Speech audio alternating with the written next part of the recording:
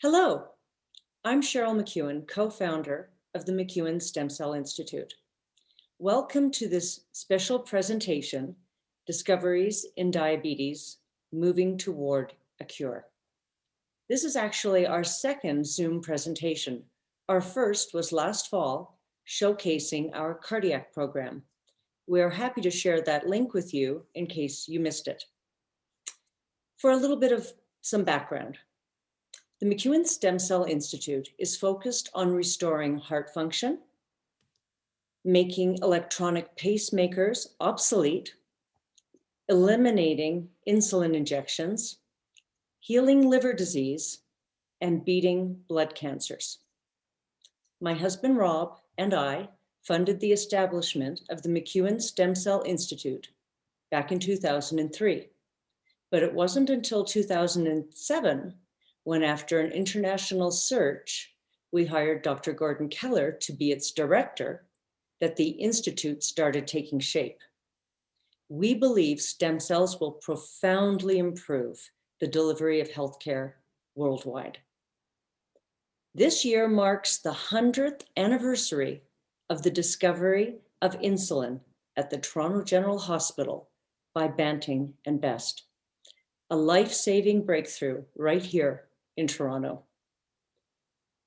Now, the Toronto General Hospital ranks 4th in the world out of 100 hospitals. Newsweek magazine completed an extensive international review. So the McEwen Stem Cell Institute is in the right place, the Toronto General Hospital, at the right time, when science is learning to harness the power of stem cells. And we are joining forces with the Ajmera Transplant Centre. We have made incredible advancements with stem cells. In just 14 years, Dr. Cristina Nostro is leading the way with a stem cell therapy to give type 1 diabetics functioning insulin-producing cells.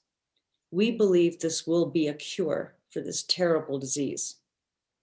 I'm sure you are going to enjoy today's presentation. Now, I would like to extend a warm welcome to our moderator, Christian Cote, host of the Behind the Breakthrough podcast. Over to you, Christian.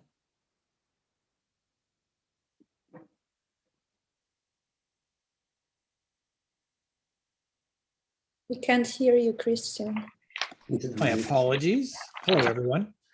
Thank you, Cheryl. We want to welcome everyone joining us today and hope everyone is staying safe and well during this challenging time of the COVID-19 pandemic. Today, we're speaking with two renowned experts from the McEwen Stem Cell Institute and the Ajmera Transplant Centre at UHN about their groundbreaking work in the field of diabetes. Together, they are pioneering game-changing advances with the goal of one day discovering the cure for diabetes. Dr. Cristina Nostro is a senior scientist and the Harry Rosen Chair in Diabetes Regenerative Medicine Research at the McEwen Stem Cell Institute, a world leader in stem cell research. Welcome, Dr. Nostro. Thank you, Christian. And I would like to take this opportunity to thank all of you who are joining us today. And a special thank to Cheryl and Rob McEwen for their tremendous support throughout these many years. Thanks. And we're joined by Dr. Trevor Reichman, Director of the Pancreas and Islet Transplant Program at UHN's Ajmera Transplant Centre, the largest transplant center in North America and one of the top 3 transplant centers in the world. Welcome, Dr. Reichman. Hi, good evening. Thanks for having me. And a program note to all of you out there, we're inviting you to join the conversation today. So as we hear from Dr. Reichman and Dr. Nostro about their work, if a question comes to mind, please send it in through Slido. And a little later in the broadcast, we'll open the floor to your questions. You can find the link in your confirmation email or simply go to slido.com and use the hashtag diabetes. All right, let's get to it. And I think it might be useful just first to get a baseline understanding of diabetes and the gravity of this disease. Let's turn to you first, Dr. Nostro. Most of us have heard of it, or we know someone with the disease. What is diabetes? Thanks for the question. So diabetes is, as you know, becoming an epidemic. It's affecting over 400 million people worldwide. This is a staggering number. The people with diabetes have essentially high blood sugar in their bloodstream. And this can occur for two main reasons. One is because your own body is not able to sense this hormone called insulin that is traveling through the bloodstream, telling you to remove sugar from the blood and use it as energy. And we call this insulin resistance. And so people with type 2 diabetes usually develop this insulin resistance. They're not able to sense the insulin. And the pancreas, who's producing this insulin, keeps producing more and more until it becomes exhausted. And eventually these people may end up not having enough insulin in the bloodstream and becoming insulin dependent. The remaining people with diabetes are people with type 1 diabetes. This is a very different type of disease. It's an autoimmune disease where your own body thinks that the beta cells that produce insulin are like a virus or a bacteria, foreign. And so your own body is attacking and destroying these cells. And so people living with type 1 diabetes don't produce insulin because they don't have the beta cells that make insulin.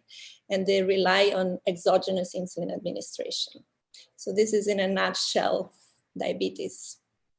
Appreciate that. And Dr. Reichman, talk to us about the scale and scope of this disease in Canada. What are we looking at? So it's like Cristina mentioned, it's really an epidemic. There's tons of individuals that are suffering from both type 1 and also type 2 diabetes. So and it's a huge burden on the healthcare system, as we've mentioned that. The cost is really staggering to the healthcare system to actually manage these patients manage these patients that have diabetes. And Dr. Reichman, talk to us about how people with type 1 diabetes have to work at managing this disease every single day. So it really is life altering for them. They suffer from not only highs, but also low blood sugars that, in many cases, some of them aren't even aware of. So it really can be a life-threatening disease for them. So they live in sort of this fear, but sort of the day-to-day activities of them, they're measuring their blood sugar, several times a day. They have to give injections of insulin several times a day to bring their blood sugar down. So it's quite a taxing, very involved management of this disease every day. And Dr. Nostro, this is over time. This is not a forgiving disease, is it? Like even when well managed. Talk to us about what type 1 patients typically face when it comes to health issues and life expectancy. Yes, Cristina, I've met many people with type 1 diabetes, and it's definitely something that is affecting them as well as their family and friends. It's a disease that doesn't let you forget that you have it at any moment in time. You're constantly reminded that you have to be careful about what you're eating or what you're drinking or the type of exercise.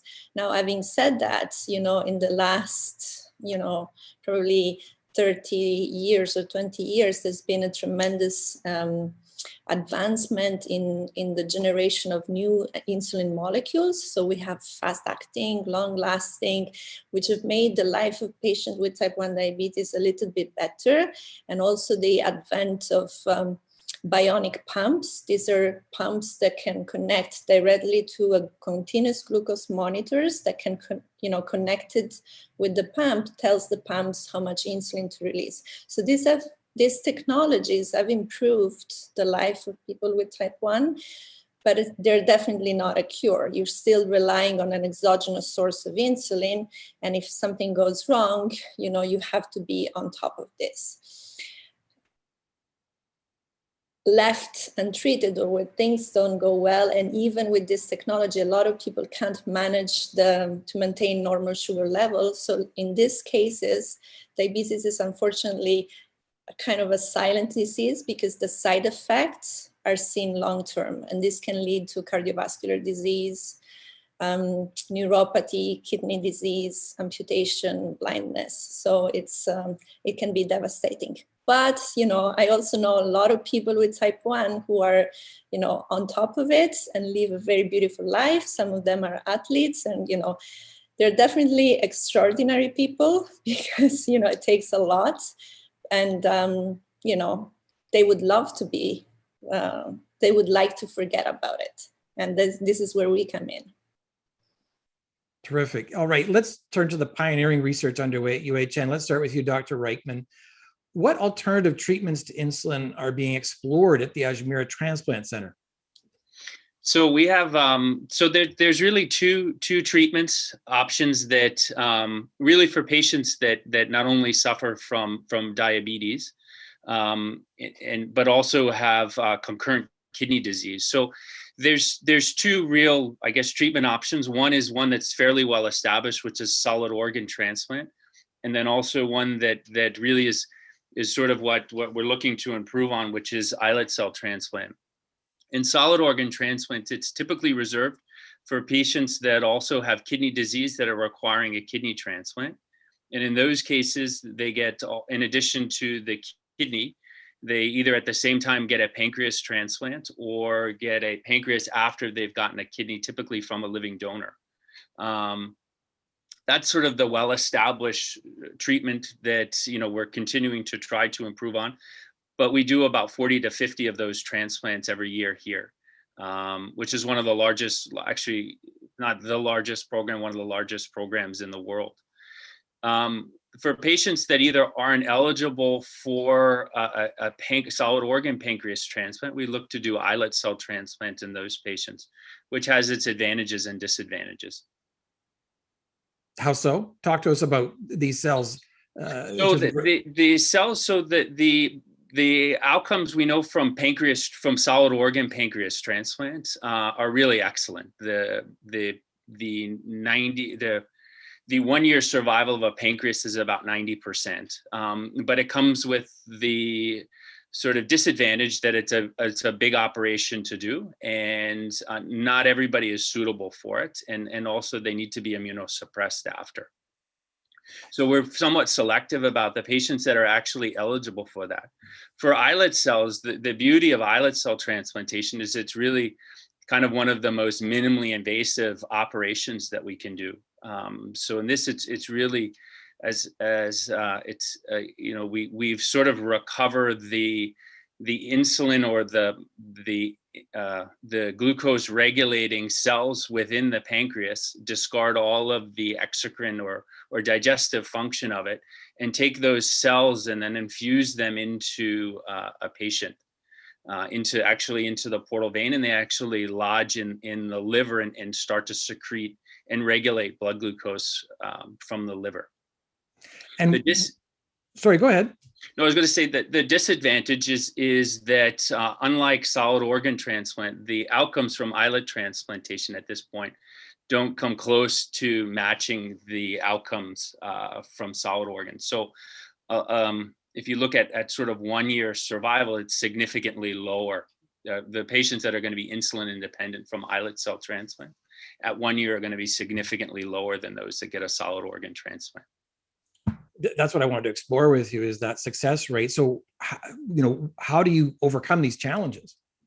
So that's why we're actually working with people like Cristina to try to improve. There's multiple places in sort of the whole process of taking an organ from a donor and processing it down to getting and retrieving the islets, to getting them to engraft into a recipient. So during all of those stages, there's research going on to try to improve all of those different stages of getting somebody to an islet cell transplant. All right, I want to come back to your collaboration with Cristina, Dr. Nostro in a bit, but I want to move over to the work of Dr. Nostro at the McEwen Stem Cell Institute, where Dr. Nostro, you're deploying stem cells to overcome the challenges of islet cell transplantation. Let's start with just the big picture. Describe the scope of your work in terms of the stem cells you work with. So as you heard from Dr. Reichman, the fact that pancreas transplantation and islet transplantation can offer a good treatment for patients with type 1 diabetes is the basis of our work, because we know that if you replace the missing cells in a way, you can actually potentially cure the disease. Sometimes, I prefer not to use the word cure, because in the case of islet and pancreas transplantation, you're giving these patients also immunosuppressants. These are drugs that will help prevent the rejection, because the donor organs is coming from somebody else.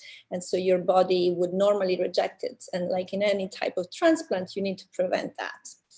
The dream that we have as stem cell scientists is that we can actually create an ad hoc islet, a surrogate islets that maybe one day we will be able to transplant them without immunosuppression.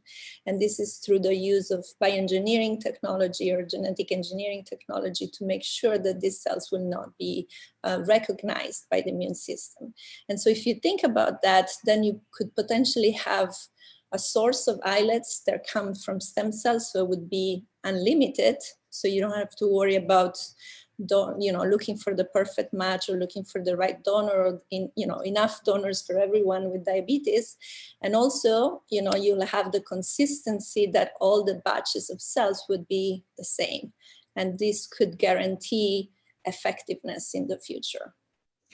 Walk us through how you create, you're in the process in your lab of creating these islet cells to one day put into humans for starting with human trials, but walk us through that process, right? Because it's not easy coaxing an islet stem cell out of whatever the originating stem cell is, correct? Yes, and let me just tell you a little bit about the stem cells that we use. So there are different types of stem cells. So you and I have stem cells in our body that are called adult stem cells. Like we have blood stem cells that help us replenish all the blood, intestinal stem cells or skin stem cells that help us replenish our skin, for example. And then there are other type of stem cells that we call pluripotent stem cells. Those are actually derived originally from the embryo, and they have the potential to give rise to all the cells in the body because they've, come from the embryo. Thanks to a Japanese scientist in 2006, we've actually learned how to make these stem cells from mature cells, so we don't have to harness them from the embryo. But if you think about it, these cells have an amazing potential. And I first learned about this, the existence of these cells when I was a PhD student in England, actually. And these cells had been discovered, and we were to understand what we could do with them. And in 2004, I actually met and joined Dr. Gordon Keller's lab in New York City at the time. He was one of the pioneers in stem cell research, and I was fascinated by this, this population of cells, because you have at your disposal a population of cells that you can coax and allow to become anything, pancreatic beta cells or a cardiomyocyte, a cell of the heart, or a neuronal cells. And being able to understand how to do that is essentially our job. And it took us a long time. And when I say us, I mean scientists around the world. It took us a long time to understand how to control the formation of pancreatic cells or the formation of heart cells from this population. And we've just learned, in the last 6 years, how to make insulin-producing cells. And just to give you an idea, this was a dream. When I first arrived in Toronto in 2007, we were only we had this idea of the insulin-producing cells in a dish, but we only saw it for the first time in 2014. So it took us a long time, a lot of people, a lot of work and understanding and working on the weekends and trying to feed the cells. You've seen the lab many times, so you know how dedicated the people in the lab are to this. And And it's a super rewarding, because the moment you test your recipe, if you want, and see the cells under the microscope, it's actually astonishing, because for that experiment that took a long time, there were many that didn't work out. And so now I can tell you, we generate these islet-like clusters, surrogate islets, if you want, in the lab on a routine basis. Everyone can make them. We've been able to show that they actually normalize glycemia in animal models. And all this work has been made possible through, support of many, many people, and philanthropy and foundation and JDRF and so on. So you've established they work in animal models. What's the next step? Well, the next step is the big dream, right? So we want to make sure that these cells could be potentially transplanted into patients. And this is the basis of collaboration with the Transplant Centre here at Toronto General. But before we do that, we need to make sure that these cells could survive in a human being potentially, and hopefully not being rejected. And so because of this idea, to eliminate to prevent immune rejection, we started a collaboration with a group of scientists at the University of Washington in Seattle. And these people have generated cells that, if you want, are potentially invisible to the immune system. And so if you can create something like that, you could transplant any type of organs or cells without the need of immune suppression. And so our big vision is that if we can make islet surrogates from these particular cell lines, then we could transplant them in patients with type 1 and not have to worry about donor shortage, not having to worry about immune suppression.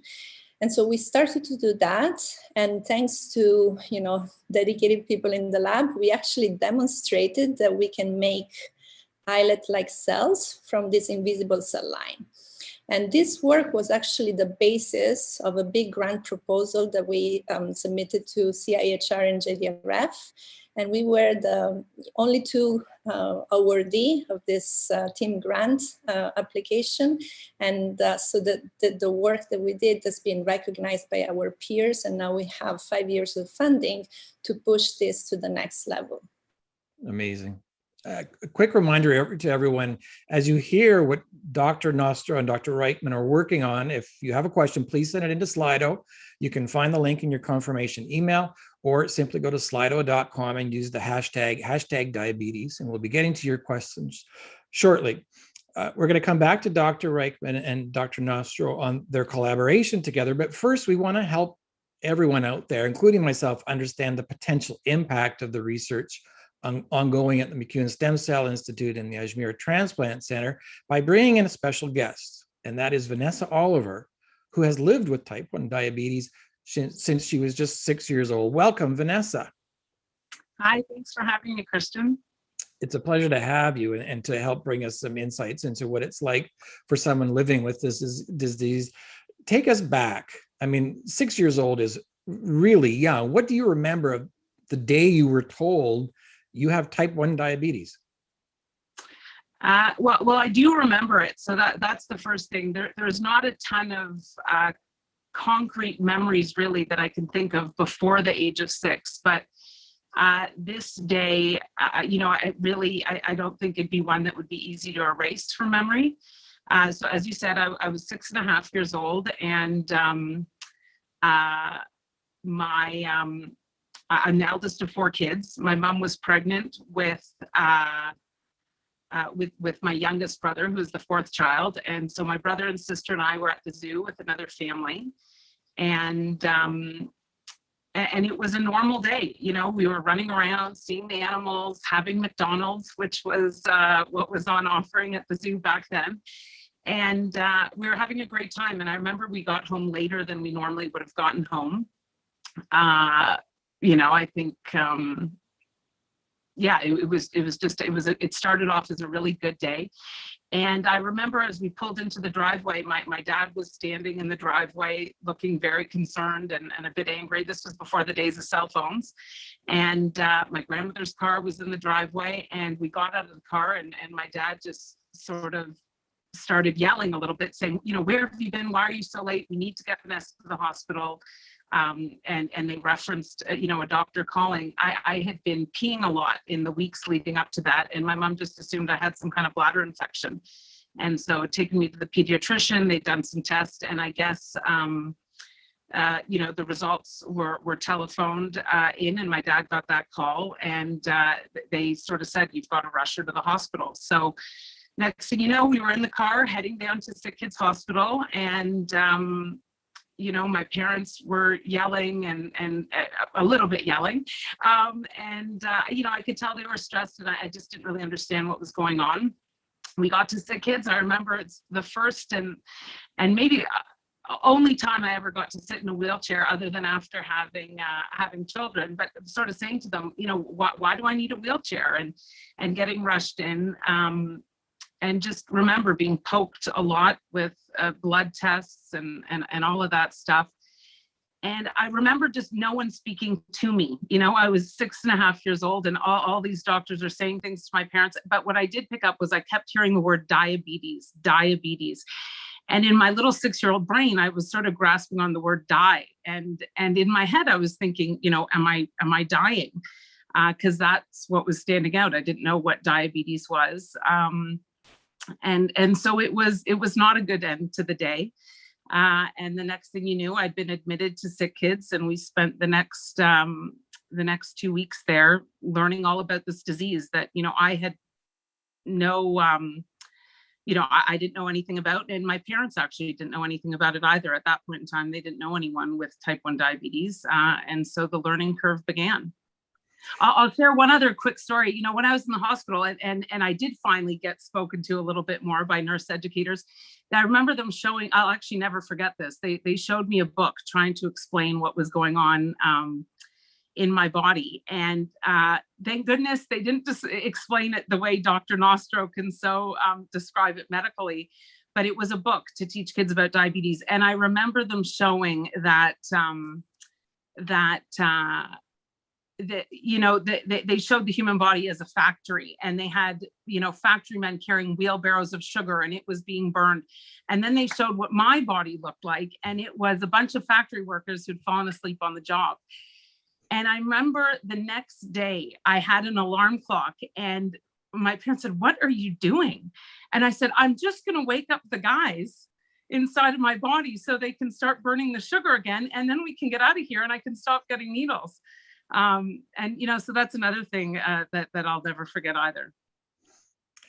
Just a programming note, Vanessa is locking up a bit, but we hear her great, and her story is amazing. So we'll keep pushing ahead. Vanessa, what did this diagnosis mean to you in terms of, impact on a 6-year-old? Well, I mean, your life really changes. It not only changed for me, but it changed for my parents as well, for my siblings. So began my life of multiple daily injections, multiple blood sugar checks, high blood sugars and low blood sugars, and all that comes from that. And just, and nothing was the same, making sure teachers at school knew how to deal with my circumstances, camp counselors, anytime we went away on vacation, anytime we were on a flight, dealing with time changes, trying to understand how many carbohydrates were in every single thing that you put in your mouth. So really not much stays the same. I remember my mom stuffing granola bars and fruit roll-ups into my ski jacket pockets anytime we went skiing. And they let me go off on a full day of ski lessons to make sure that if I happened to go low on a ski lift. And then, the trickle down effect of that with siblings, where they're wondering, why is Vanessa getting so much attention? And I think, probably the struggle that my parents had in trying to keep things normal and explain that to my siblings as well. It really does rob you of your freedom, doesn't it? And it was only you were 8 and you decide to write a letter to Santa pleading with him? Yeah, I mean, that's definitely a memory that really has stuck out, I think, with my parents forever. You know, they had 4 young kids and we were approaching Christmas. My birthday actually happened to be right before Christmas as well. And they got us to write our list to Santa. And I can only imagine now as a parent how it must have really ripped their heart out when, you know, the number one thing on my list at 8 was if Santa could just give me a 2-week break from type 1 diabetes. It's even amazing for me to think of that, you know, even at that age, just a year and a half into this disease, how much I craved just a break from the 24/7-ness of this disease. I mean, not even when you sleep do you get a break, because there are concerns. I mean, any diabetic, any parent of a type 1 diabetic, I mean, the disease never stops. And overnight are some of the times when you can have your worst lows. I mean, wake up to a child in convulsions from severe hypoglycemia. And I will tell you, I feel just the same way now as I did when I was 8 years old, that I can't express enough how much I crave getting a chance to live life without the mental toll of type 1 diabetes. So when you hear, you know, the work that Dr. Reichman and Dr. Nostro are working on, what goes through your mind?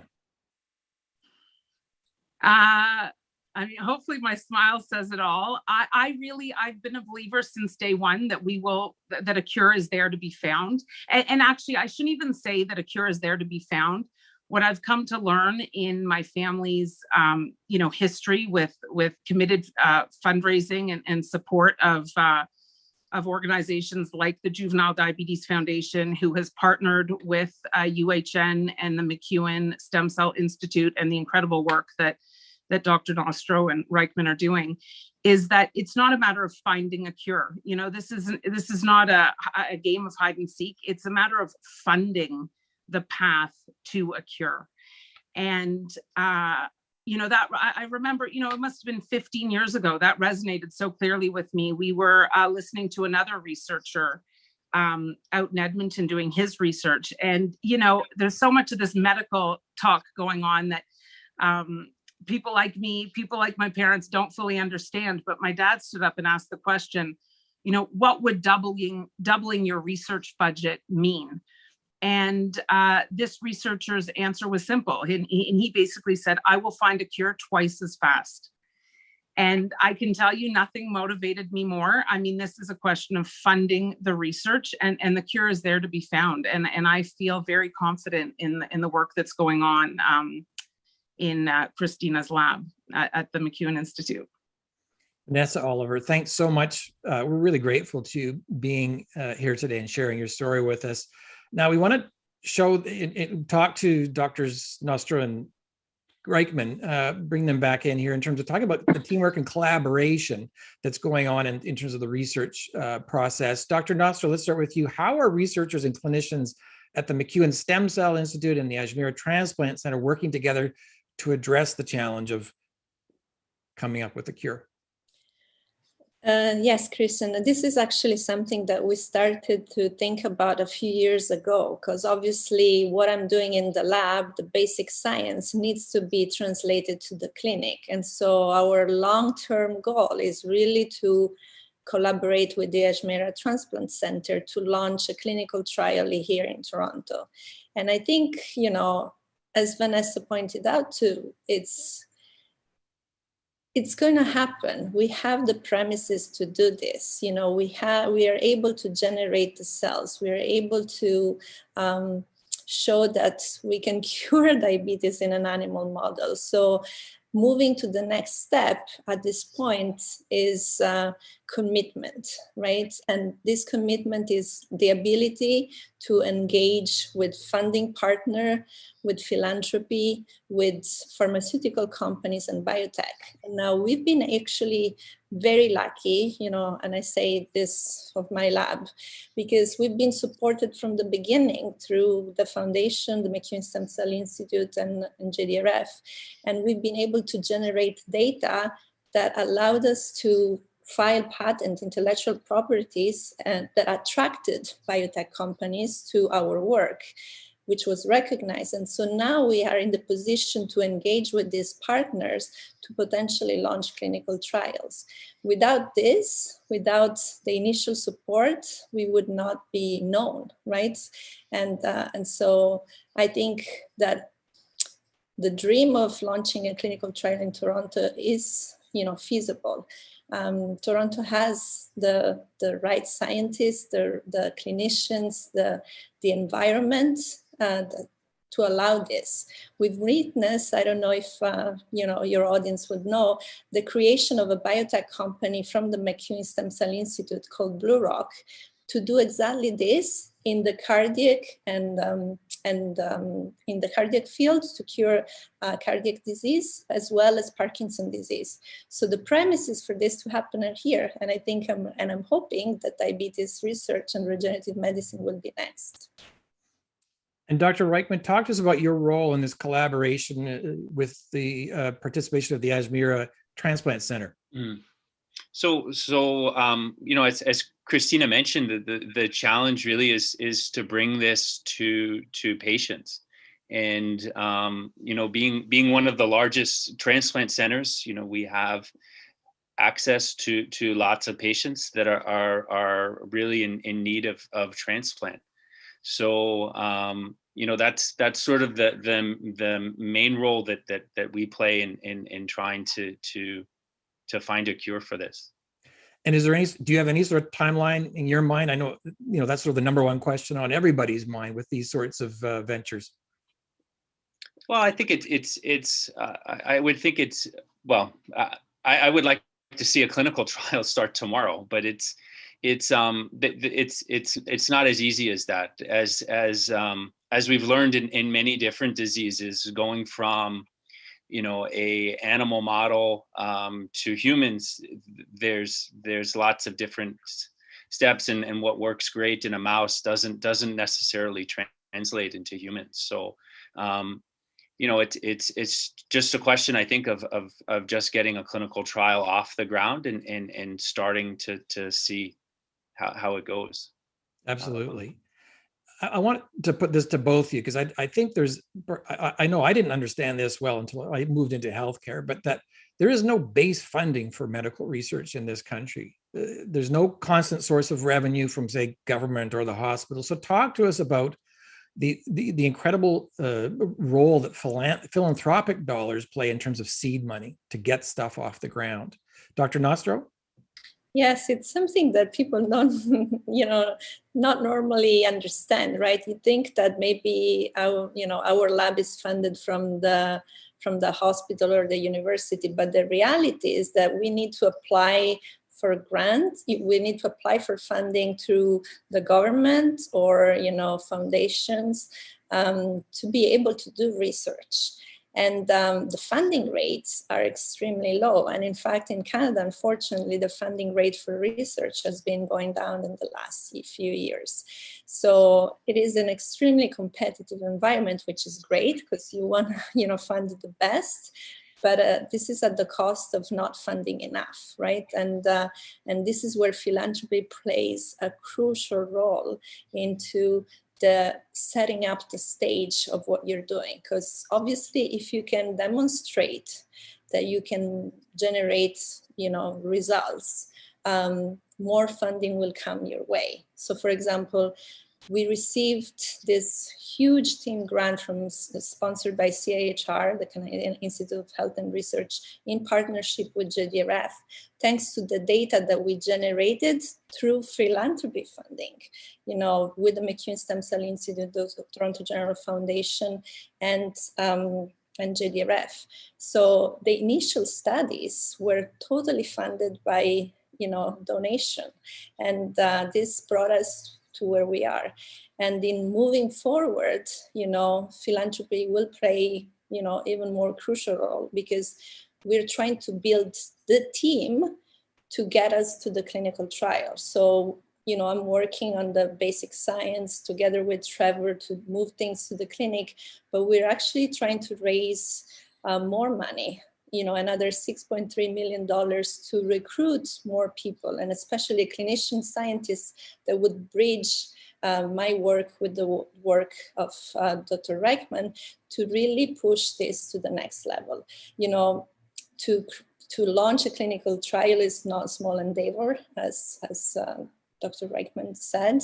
And so you need to have the right people at the right time. You need to have people that understand the regulatory aspects of it and recruitment of patients and monitoring of these patients in the long run. But, this is, I think, is possible. So, we should definitely strive to achieve this. Dr. Reichman, what else would you add to that for the importance of philanthropy in your endeavors? Yeah, no, as Cristina says, obtaining money from funding sources is getting increasingly more and more difficult. And I think for the most part, people don't want to really fund just ideas. They want to fund, ideas that have been developed, and to make that step from sort of an idea or a vision to real data. It takes some investment, and unfortunately, most funding agencies won't just fund those ideas. So I know for myself, to really sort of start to develop a research program here over the last couple of years has really been almost solely funded on philanthropy, to the point now that we've developed a great system for pancreas research. So it was absolutely critical. I would not have been able to do any of this research without the help and generosity of donors. This is obviously a passion of yours, Dr. Reichman. What does that mean to you when that kind of seed money comes in? No, it's honestly, that's what brings us to institutions like this, to have access to be able to do groundbreaking research like that. That's what really makes our job interesting. I mean, we all love to take care of patients, but I think many of us also want to see and want to improve on how we take care of patients, and we can't do that without research. And that's what's so critical. And I think that's what really drives many of us to do what we do. All right, let's turn this over to you in the audience. Your questions have been coming in ahead of today's event and throughout the conversation. So let's get to those now. First question, I'm going to ask Dr. Nostro and Dr. Reichman to help me figure out who should field these questions. First one, do the insulin-producing cells formed from stem cells act exactly like native islet cells in the pancreas? How do you know? I know who that goes to. Dr. Nostro. Well, we don't know yet because we haven't actually done the clinical trial in humans, but I would imagine, and my hope is that they would work better than the native islets. And the reason for that is that Dr. Reichman kind of hinted a little bit about this. When we do an islet transplantation, we're essentially removing islets from somebody's bodies, isolate them from the entire pancreatic tissue, and put them back into the liver. We're actually seeding them into the liver, which is not their normal site, right? These cells have been stripped from, all the accessory cells that they normally live with. So they are really stressed. And what we are hoping to do is to create islets from stem cells that would be supported by accessory cells and function, a little bit better than, these islets that have been going through this harsh treatment during the isolation. On top of that, you will have from donor islets a lot of variability. So every donor is different, right? You can have a young donor, an older donor, a donor with specific disease that may impact the function of those islets. If you generate islets surrogate from stem cells, they will be batch tested. So you will know, in the future, I have this amount of islets and they will normalize a human being of an adult of, 70 kilos. And we know exactly the the dose that we will need. So of course, this is something that will need to be tested, but the hope is that really they would work better. Thank you. Next question. How does a universal donor cell work and what are the advantages? I'll take that again. So the idea of the universal donor is, if you think about rejection, so every person has a specific set of markers on their cells, which make us different. And this is also, it's important because if we get infected by something, our body can recognize the infectious disease and destroy it, hopefully, yes, effectively. And but unfortunately, this also means that if I receive a transplant from somebody else that is not a match or an identical twin to me, I will reject that organ unless I'm given immunosuppressant. And so the universal donor cells is the cells where we've actually stripped those markers from the cell surface.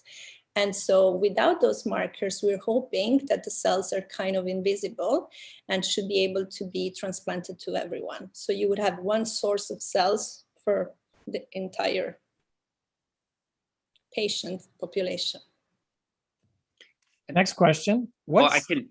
Oh, please, by all means, chirp in. Yeah. I think, as Cristina mentioned, it has the potential to actually we can transplant patients without immunosuppression, which I think is at this point is really the limiting step to islets for really anybody. So we typically restrict transplant, as I mentioned before, to patients that need other organs. And or have really sort of life-threatening conditions related to diabetes. With a universal donor and the absence of immunosuppression, it really opens up transplantation to a whole millions of people that are ineligible for really cellular therapy because of the limitation of immunosuppression. All right, next question. What stem cell breakthroughs made this type of clinical research? And that one has disappeared. Next question. How has your work research been affected by the pandemic? Let's go to Dr. Reichman first. I think like everybody's job and all of the work we do, it's of course been affected and it initially was really slowed down. I think the institution here did a really great job of really trying to manage doing research in the pandemic. And I think, in the beginning, things were pretty slow, but, I think everybody realizes the importance of the work that's getting done here. And, quickly, when the pandemic started, we really got back up, and I wouldn't say we're back to total normalcy, but the work really didn't slow down that much, at least for me. Dr. Nostro? Well, we've been affected, but I have to say we've also, have been allowed to work when many other people in these countries are not, able to work. So we're very lucky. We're working at a 50% shift to limit interaction.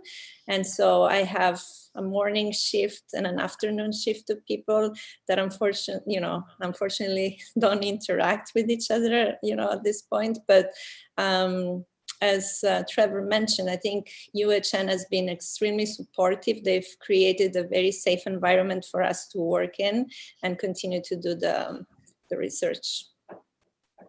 Dr. Reichman, I'm going to guess this is for you, this next question. Do you see the possibility of living donor pancreas transplant in the future?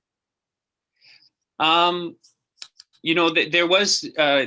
has been some interest in doing it, and there have been some case reports of successful living donor pancreas transplants. But again, the sort of limitation is really finding those great donors that would potentially be eligible for it, and the risk really to the donors in doing sort of any type of pancreas operation on an otherwise healthy individual, in many cases really outweighs the benefit for the recipient. So we really haven't pushed that avenue. Okay, because I was wondering if the liver can regrow, so living donor patient is very tenable. The pancreas? The pancreas doesn't regrow, unfortunately. So not only do you run the risk that the recipient that's getting the pancreas isn't going to get enough islets transplanted so that they would be insulin independent, but of course then you run the risk for the donor that potentially you're removing, a large proportion of their islet mass also, and put them at risk not only immediately but also in the future of becoming diabetic themselves. Next question. Can you still do transplant surgeries during the pandemic? I understand a lot of these types of procedures have been pushed back to when it is safer. What does that mean for your work down the road? Yeah, so again, initially we have been doing transplants, and we've been running almost at 100% capacity, really since the start of the pandemic. I think as one of the larger, or as the largest program, and as I think many people know, these are life-saving operations, whether it's a pancreas or a kidney or a liver. So there was a real effort within the health system here to make sure that transplant really wasn't limited during it. And it was affected depending on the week and how sort of the numbers were, I guess, trending. It definitely affected the activity, but for the most part the activity didn't stop, and we really continued through the pandemic. And we've made some changes to how sort of the whole process of finding donors and recipients, that has changed, but it hasn't really slowed us down much. Next question from Jerry. California in 2012, the problem was that stem cells were migrating after injection throughout the body. Will the pancreas contain the transplanted stem cells after injection now? How many stem cells are required to mimic and reproduce good cells? Dr. Nostro? So I have to say, I'm not sure which trial Jerry is referring to, because the very first trial testing the safety of stem cell derived pancreatic tissue was actually launched by a company in California, that's correct, called BioSite. And they essentially transplanted the cells inside a device designed explicitly to contain the cells and avoid cells migrating. One of the most important things that we care about in these trials is making sure we transplant something that is safe for the recipient. And so migration of cells is something that would be definitely not good. The idea of transplanting the cells into a device is also that they will not be going into the pancreas. So the pancreas will not contain the transplanted cells. Many scientists in this field think that the future transplant will go under the skin, like it's happening at the moment. Potentially, they could be transplanted in the muscles or the omentum, which is an intraperitoneal site. Ultimately, there is also conversation about transplanting them like islets into the liver. And the rationale for that is that, as you mentioned before, the liver regrowth. So if you have to remove them, you could potentially remove a little bit of the liver. It's not ideal, but it will grow back. But yes, you want to transplant them in a safe place. How many cells are required to mimic and reproduce good cells? This is an estimate at the moment, but we expect in the order of 1 billion cells per adult patient. So we need to scale up manufacturing for sure. Wow. All right, next question. How can one be a part of any trials if you have type 1 diabetes? Actually, I don't know if I should take this. Maybe I I'll try, and then Trevor can help here. So if you if you have type 1 diabetes and you want to participate in a trial for type 1 diabetes, normally you would look at the trial criteria for election criteria for the patient population that will be recruited. And generally for type 1 diabetes and stem cell trial, they will look, these trials are at the very beginning, so they're phase 1 clinical trial. They are only meant to test safety. They're small trial, usually recruiting 10 to 20 people, and they will recruit an adult population, so no children, and they will recruit people that have severe hypoglycemia unawareness, usually also insulin dependent, so they will have no insulin detected in their bodies. So you can actually make sure if the trial goes well and you detect some insulin that is coming from the stem cell population. I hope this answered the question, but I'm not sure that, I don't know if Trevor, if you have anything to add here. I think that answered it pretty well. Great. I think given our time, and I want to get as many questions as I can, but I also want to bring Cheryl back into the discussion. So last question, probably this is best suited for you, Dr. Reichman. Does TGH offer pancreas transplant alone? If yes, what qualifies a patient? Yes, so we definitely do. It's represents a smaller portion of sort of our total transplant population for pancreases, but we definitely offer it. It's typically reserved for people that have really debilitating hypoglycemia, so trouble with their blood sugars dropping so low that it's become dangerous for them and severely affected their quality of life. So those patients are eligible. We do about probably 2 to 3 of those transplants every year. All right, so not high volume. No. Okay, with that, we have reached the end of today's event. I'd like to thank all of this evening's guests. Vanessa Oliver, thank you for taking the time to be with us and sharing your story. Really appreciate it. You're muted. Sorry about that. I was just saying thank you for having me. This is very exciting to hear about all this amazing progress in research. Well, and thank you for being courageous and coming on to talk to us about your experience with diabetes. Dr. Cristina Nostro, senior scientist at the McEwen Stem Cell Institute and a world leader in stem cell research. Thank you for joining us today. Thank you so much for having me for this opportunity. And thanks, Vanessa, for being here, and Cheryl for your support. And to Dr. Trevor Reichman, director of the Pancreas and Islet Transplant Program at UHN's Ajmera Transplant Centre, the largest transplant center in North America. Thank you, Dr. Reichman. Yeah, thanks for having me. This was a really great opportunity to talk about sort of the exciting stuff going on at UHN. And we would look forward to watching and hearing from the two of you about your discoveries and impact on patients in the future. So thank you to you two for taking time out of your busy days. And thank you to our audience for joining us. The groundbreaking work like what Dr. Nostro and Dr. Reichman are underway with would not be possible without the support of donors like you. So we are grateful to you for your investment in these pioneering research scientists. With that, I'm going to pass it back to Cheryl to close out today's presentation. Cheryl. Thank you, Christian. Dr. Nostro and Dr. Reichman, you've given us some really great information today.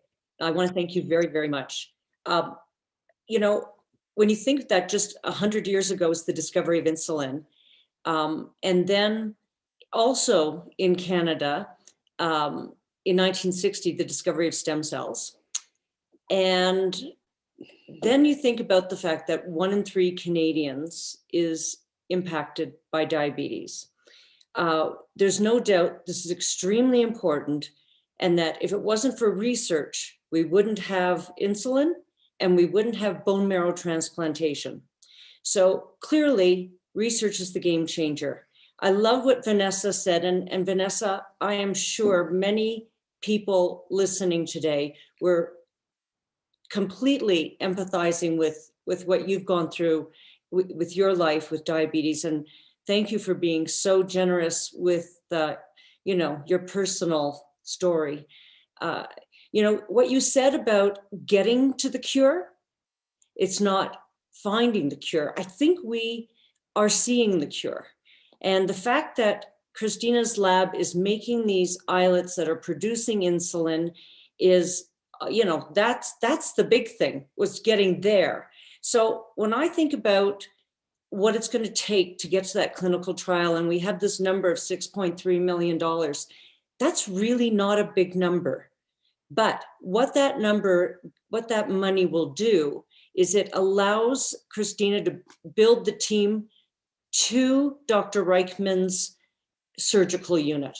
So we have to get there, and we need some very specific talent to do that. And that's what the money is for. So, I think we could do this. We can definitely do this. And as Vanessa so well said, it's really just, can we do it twice as fast? I think we can. So I just want to thank everyone for joining us today. It was a great presentation, and I'm sure there were more questions that didn't get answered, but they will get answered. So continue to submit them through the link, and we're happy to get back to you, and any other information you'd like to know about what's happening at the McEwen Stem Cell Institute and at the Ajmera Transplant Centre. Thank you so much.